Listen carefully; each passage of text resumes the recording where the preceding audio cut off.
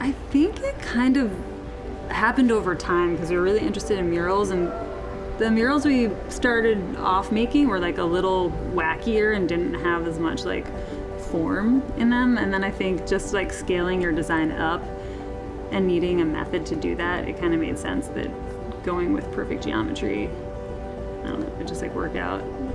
Yeah, no, it was like way more efficient. Yeah. Because we started designing with the foresight of how we would approach it on the wall. We're like, you know, yeah, it really informed how we designed. Just thinking about like a quick, easy to understand translation to big scale. Because we don't grid anything or project it, we just use the geometry to tell us where we're at. So I feel like that's what's really like totally informed our style. Yeah, it's such a funny process because you're like drawing really small, then you put it on the computer, and then you're like blowing it up really big. It's just a very process step oriented.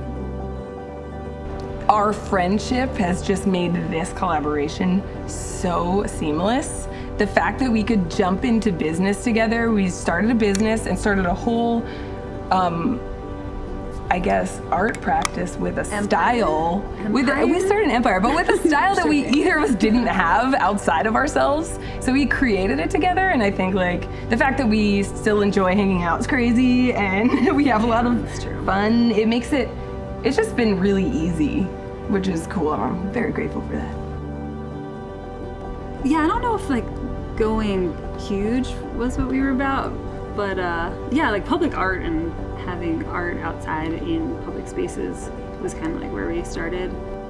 Yeah, I think more than anything we were driven by like unique spaces, because like one of our first pieces we did was on the floor in a park, and I think that just struck us. It was like super well received, and we hadn't seen very many other floor murals at the time, and then I think from then that was like our driving force to just always try to make it spill onto the ground or around corners and just have more fun with it in the non-traditional sense of how you would see a mural.